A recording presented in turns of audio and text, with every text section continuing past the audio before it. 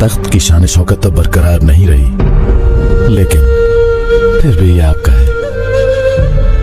ये तख्त हमें तुम्हारी वजह से मिला है नादिर, मगर दुश्मन ने जो तख्त हमसे लिया वो ज्यादा कीमती था। एक हुक्मरान के लिए तख्त से ज्यादा अहम और क्या चीज हो सकती है मेरे आका?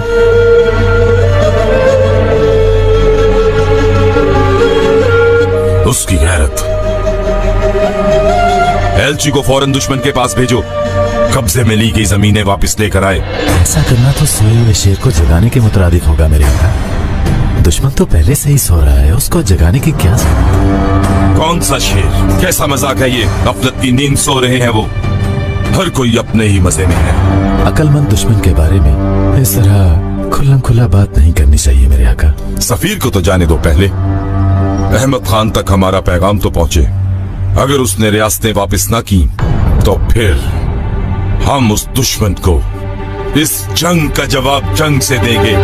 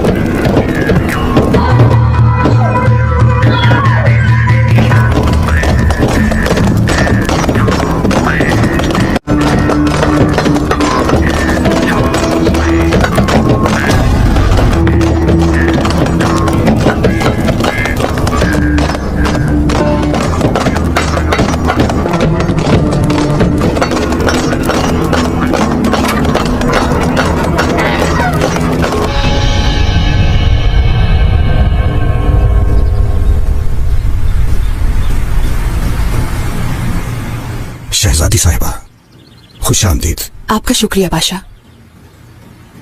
दामाद महमद पाशा के पास आपके लिए तोहफा है।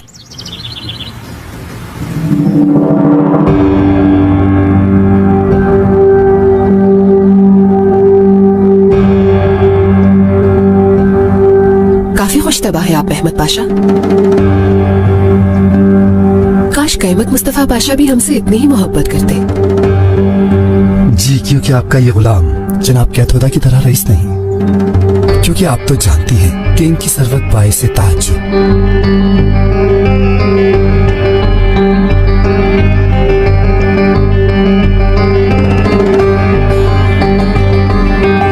दिलरुबा इसे कमरे में रख दो। जो हुक्म शहजादी साहिबा। हमें इजाजत दीजिए हजरत पाशा। आइए।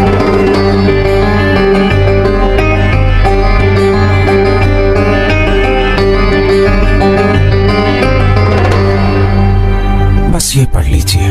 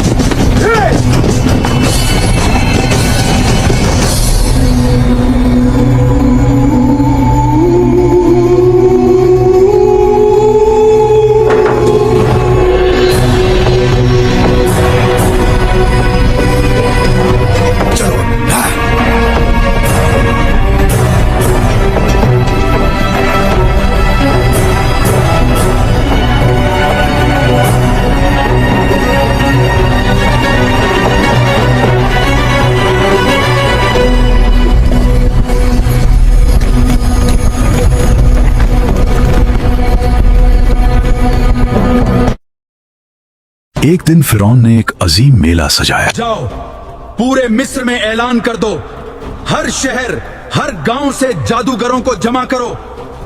पूरे मुल्क के जादूगरों को जमा किया ताकि हजरत मूसा अलैहिस्सलाम को शिकस्त दी जा सके। हम पूरे मिस्र के सबसे बड़े जादूगरों को बुलाएंगे, देखते हैं मूसा कैसे मुकाबला करता है। ऐ फिरौन, अगर हम जीत गए तो क्या हमें बड़ा इनाम मिलेगा? ना सिर्फ इनाम, बल्कि तुम मेरे खास दरबारियों में शामिल हो जाओगे। आज का दिन फैसला करेगा कौन सच्चा है। जाओ, पूरे मिस्र में ऐलान कर दो, हर शहर हर गांव से जादूगरों को जमा करो। फिरौन ने सल्तनत के जादूगरों को जमा करके हजरत मूसा अलैहिस्सलाम को शिकस्त देने के लिए मुकाबला लगा दिया। और इस मीले के इज़्दिहाम में जहां लाखों इंसानों का मजमा था, एक तरफ जादूगरों का हुजूम अपनी जादूगरी का सामान लेकर जमा हो गया और उन जादूगरों की फौज के मुकाबले में हजरत मूसा अलैहिस्सलाम तन्हा डट गए। जादूगरों ने फिरौन की इज्जत की कसम खाकर अपनी लाठियां और रस्सियां जमीन पर डाली तो अचानक वो लाठियां और रस्सियां सांप बनकर पूरे मैदान में फिंकारे मारती हुई दौड़ने लगी। पूरा मजमा खौफ व हरास में बदहवास होकर इधर उधर भागने लगा। फिरौन और उसके जादूगर ये कुर्तब दिखाकर अपनी फतह के घमंड और गुरूर में मस्त हो गए और खुशी से तालियां बजा बजाकर अपनी मुसर्रत का इजहार करने लगे। इसी असना में हजरत मूसा अलैहिस्सलाम ने अल्लाह के हुक्म से अपनी मुकद्दस लाठी उन सांपों के हुजूम में डाल दी तो वो लाठी एक बहुत बड़े और निहायत हैबतनाक अजदे में तब्दील हो गया जिसने जादूगरों के तमाम कुर्तब को निगल लिया।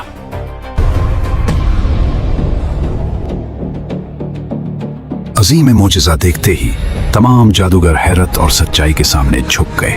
उन्होंने फौरन अपनी शिकस्त का एतराफ किया और सब के सब सजदे में गिर पड़े। फिर बुलंद आवाज से ऐलान करने लगे, आमन्ना बिरब्बे हारून व मूसा, यानी हम हजरत हारून और हजरत मूसा अलैहिस्सलाम के रब पर ईमान ले आए हैं। और यही इस वाक़या का सबसे बड़ा सबक है कि जब हक सामने आ जाए तो सच्चाई को पहचान कर झुक जाना ही असल कामयाबी है।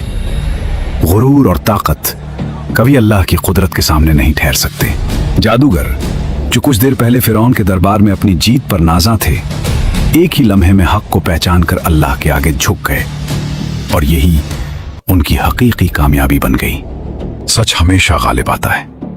अल्लाह की कुदरत के सामने कोई ताकत नहीं ठहर सकती। एक छोटा सा बच्चा जिसकी उम्र 8 साल से ज्यादा न थी, अपनी माँ के साय से महरूम हो गया। वक्त गुजरा तो उसके बाप ने दूसरी शादी कर ली। घर में एक नई औरत आई जिसे सब माँ कहने लगे, मगर उस बच्चे के दिल में माँ का मतलब अब भी पहली माँ ही थी। एक दिन बाप ने बेटे से पूछा, बेटा तुम्हारी पहली माँ और उस नई माँ में क्या फर्क है? बच्चा कुछ लम्हे खामोश रहा, फिर मासूमियत से बोला, मेरी पहली माँ झूठ बोलती थी और ये नई माँ सच बोलती है। बाप ये सुनकर चूक गया। उसने हैरत से पूछा, ये कैसा फर्क है, जरा समझाओ तो सही। बच्चे ने मासूमियत से कहना शुरू किया, जब मैं खेल में मगन हो जाता और शरारतें करता तो मेरी असल माँ मुझे डांट कर कहती थी कि अगर तुमने बाज ना आया तो मैं तुम्हें खाना नहीं दूंगी। मगर मुझे मालूम होता था कि वो ऐसा नहीं करेगी। मैं जानता था कि वो मुझे ढूंढती हुई गलियों में निकलेगी, मुझे वापस घर लाएगी और अपने हाथों से खाना खिलाएगी। उसका गुस्सा भी मोहब्बत से भरा होता था। बच्चा कुछ देर के लिए रुका, जैसे यादों में खो गया हो, फिर बोला, लेकिन अब जब मैं खेलता हूँ तो नई माँ कहती है कि अगर नहीं रुके तो खाना नहीं मिलेगा, और वो सच कहती है। मैं 2 दिन से भूखा हूँ। उसकी आवाज मजीद भारी हो गई, मगर उसने बात जारी रखी। मेरी पहली माँ कहती थी कि अगर तुमने जिद की तो मैं तुमसे बात नहीं करूंगी, मगर रात होते ही वो खुद मेरे पास आती, मुझे सीने से लगाती और पूछती, मेरा बच्चा नाराज तो नहीं? अब जब ये कहती हैं कि बात नहीं करूंगी तो वाकई कई दिन मुझसे बात नहीं करती, जैसे मैं घर में हूँ ही नहीं। पहले जब मैं बीमार होता था तो मेरी माँ सारी रात जागती रहती थी, मेरे माथे पर हाथ रखती, कभी पानी पिलाती, कभी दुआ करती। अब अगर मैं बीमार भी हो जाऊं तो बस ये कहती है कि सो जाओ, खुद ठीक हो जाओगे। बच्चे ने एक गहरा सांस लिया और धीरे से आखिरी बात कही, मेरी पहली माँ मुझे डराती थी, मगर उसके हर लफ्ज के पीछे मोहब्बत छुपी होती थी, और अब मुझे सच सुनने को मिलता है मगर उसमें मोहब्बत नहीं होती। ये सुनकर बाप के कदम जैसे जमीन में जम गए। उसके दिल में निदामत की एक लहर उठी। उसे एहसास हुआ कि उसने अपने बेटे के लिए एक माँ तो ले आई, मगर माँ जैसा दिल न ला सका। उसने पहली बार अपने बेटे की आंखों में वो खुला देखा जो सिर्फ सच्ची माँ की मोहब्बत ही भर सकती है। उसे समझ आ गया कि बच्चों के लिए सिर्फ घर का होना काफी नहीं, बल्कि उस घर में मत, शफकत और एहसास का होना जरूरी है। क्योंकि माँ सिर्फ वो नहीं जो घर में मौजूद हो, बल्कि वो है जो बच्चे के दिल में बस जाए, उसे संभाले, उसे महसूस हो और उसे कभी तन्हा न छोड़े। अपनी माँ से प्यार के इजहार के लिए कमेंट में उनके लिए कोई दुआ लिख दो। अल्लाह माओं का साया सर पर सलामत रखे, आमीन।